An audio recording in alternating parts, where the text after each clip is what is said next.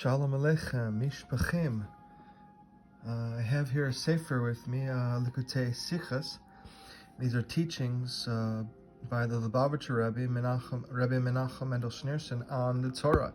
This is a Hasidic teaching, teachings with Kabbalistic teachings and basically the inner dimension of the Torah,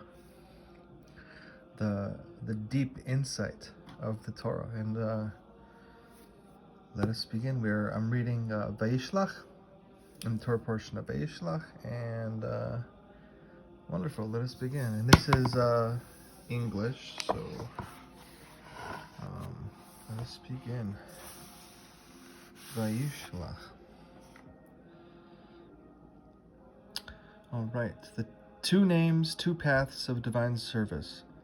Our sages compare the verse, "Your name will no longer be Yaakov, instead your name will be Yisrael," with the verse, "Your name will no longer be Avram," and state that a person who refers to Abraham by the name Avram commits a transgression. In contrast, a person who refers to Yaakov by that name, rather than by the name Yisrael, does not transgress. What is the difference? Our sages explain that from the time God gave Abraham his new name, the Torah refers to him with that name alone, the name Abraham. With regard to Yaakov, by contrast, even after God gave him the name Yisrael, the Torah still refers to him as Yaakov.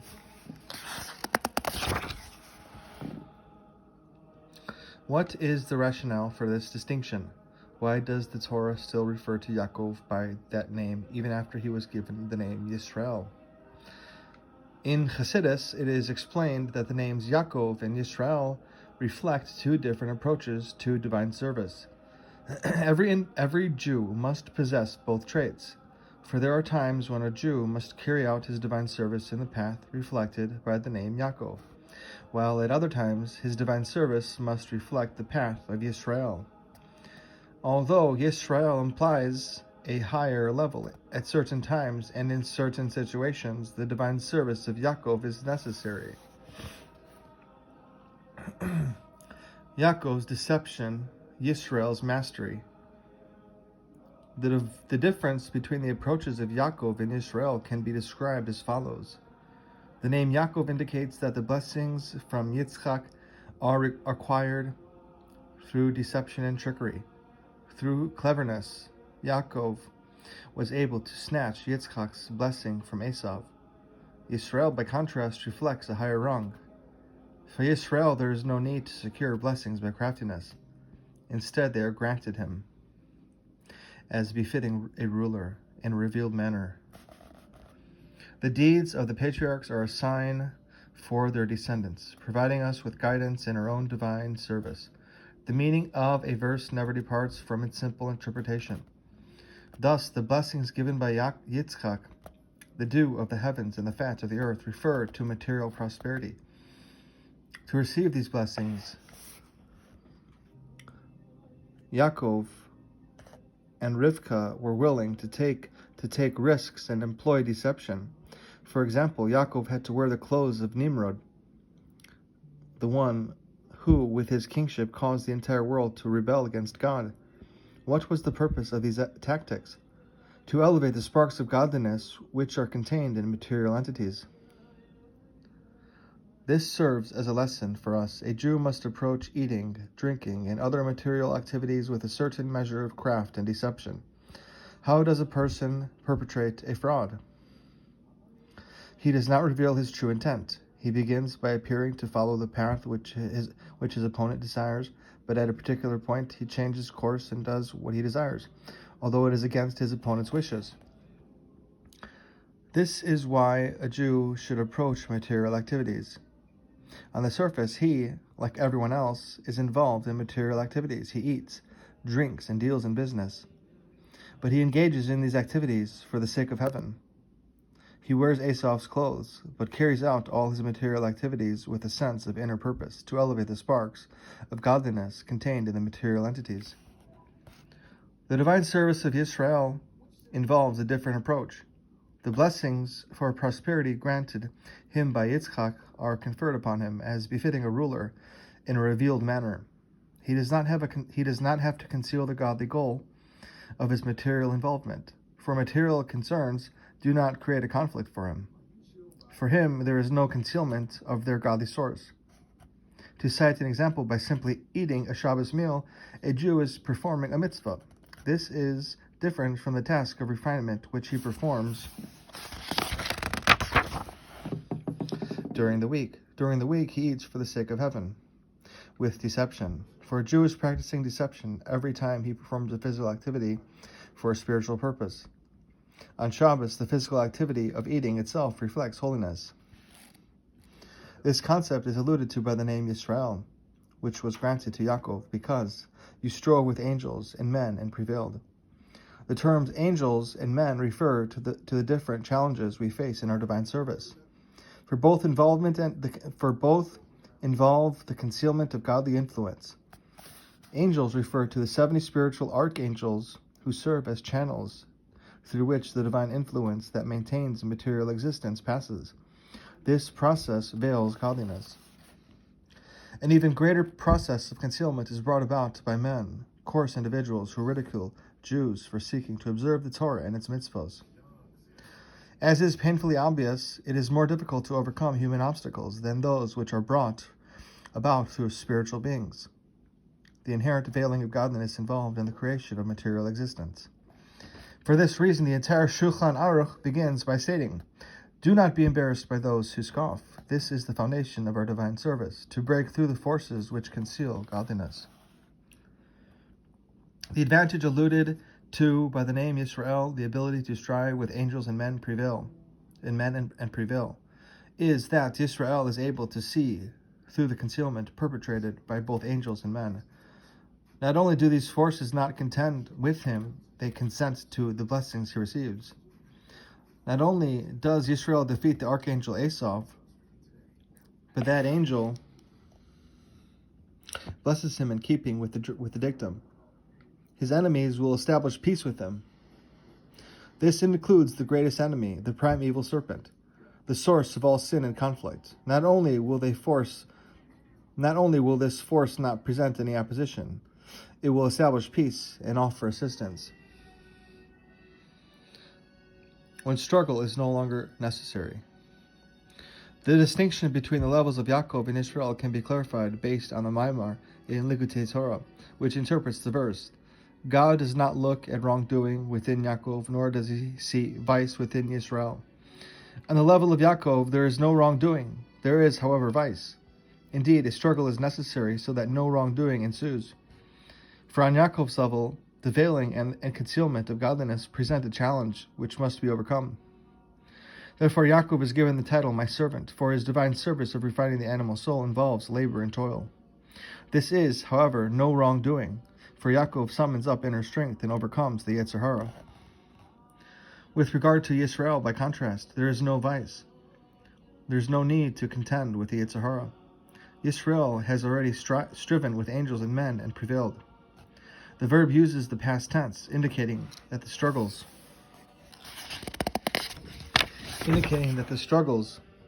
are behind him. He has already nullified all the veils concealing godliness. Therefore, the divine service of Yisrael does not involve a struggle with forces opposed to holiness. Instead, his efforts are dedicated solely for reaching higher and higher within the domain of holiness, going from strength to strength.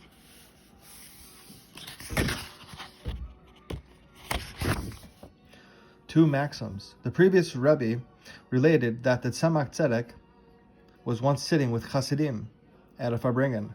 Suddenly he jumped onto the table and exclaimed, "Our sage's statement, what difference does it make if you kill it entirely or kill it partially, can be applied to the Yetzer Hara. It is, however, necessary to kill it partially." As the Farbrengen unfolded and led to dancing, the Tzemach Tzedek continued, "When one kills the Yetzer Hara, as it is written, my heart is slain within me. One's life takes on a new cast." The two maxims of the Tzemach Tzedek reflect the different levels of Yaakov and Israel. On the level of Yaakov, it is necessary to wage war against the Yetzer Hara, killing it, at least partially. Life is filled with strife. On the level of Israel, by contrast, the Yetzer Hara has already been slain, and experience takes on a new visage. An existence takes on a new visage. It becomes a life of satisfaction and pressure. Two levels of spiritual light. The two levels of Yaakov and Israel are the paths of divine service associated with each reflect to the two levels of Yaakov and Israel and the paths of divine service associated with each reflect two rungs within the godly soul. The Hebrew letters of the name Yaakov, Yud, Ayin, Kaf, and Beis, or Vase,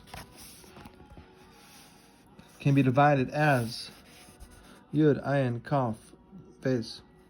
Only the Akev, the heel, the lowest level of the Yud, the soul, shines within the person. As such, it is possible for the body and the animal soul to conceal the light of the divine soul, and thus conflict ensues.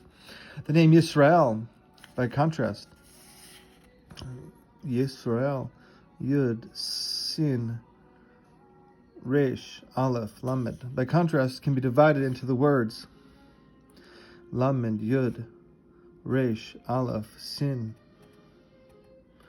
The head for me. The head of the soul shines within him. Accordingly, there is no need for war. You have striven with angels and men and prevailed.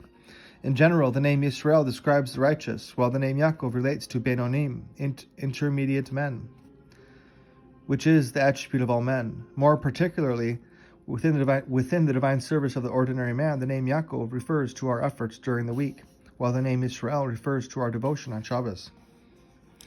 Moreover, within the divine service of the righteous themselves, there is a rung of observance associated with Yisrael and a rung, in proportion to the level of righteousness, associated with Yaakov. Indeed, this is obvious from the Talmudic passage quoted at the outset, which states that even after Yaakov, our patriarch, was given the name Israel, he was still sometimes called Yaakov. Since every Jew, both Benonim and righteous men, relates to the level of Yaakov, the Torah still refers to him by that name even after he has been renamed Israel. The name Yaakov remains, because even afterwards his divine service must bear a relationship to that level. An assurance of victory. As mentioned above, the Torah states, God does not look at wrongdoing within Yaakov. The verse does not exclude vice. However, for vice indeed exists at Yaakov's level. The level of Yaakov involves a struggle with the Yetzer Hara.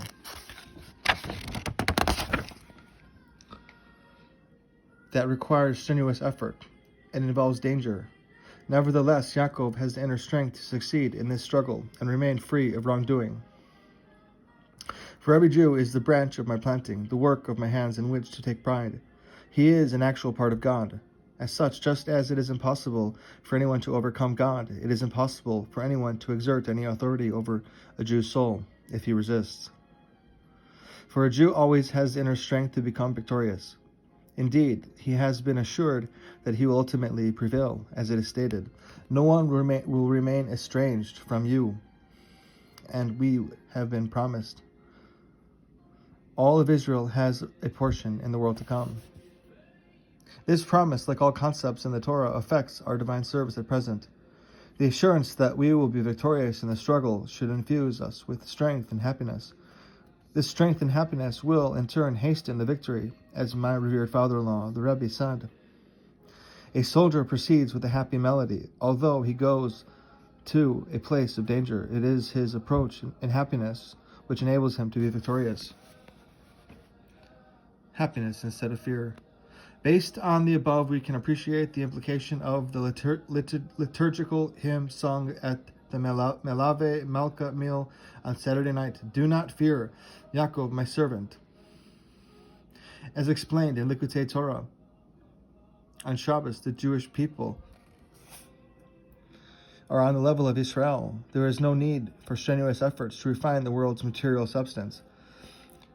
As the Shabbos departs, however, Jews make the transition to the level of Yaakov, my servant, and prepare to resume their mission of refining material entities in the weekdays which follow. Therefore, they are assured, do not fear, Yaakov, my servant.